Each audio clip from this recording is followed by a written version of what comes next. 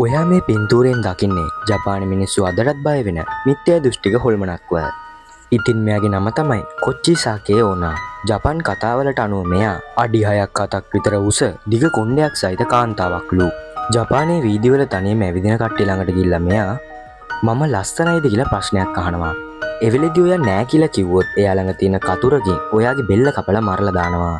ඒත් ඔයා එවෙලේ ඔව් කියලා කිව්වොත් එයා දාගෙන ඉන්න මුඛාවරණේ ගලවලා එයාගේ ඇත්ත මුණ ඔයාට පෙන්නනවා.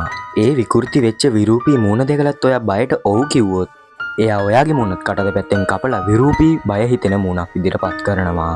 ඉතින් මේ විදිහේ මිනිමෙරුම් ජපානයේ වීදිවල හැමතැනින්ම ආරංචි වෙනවා.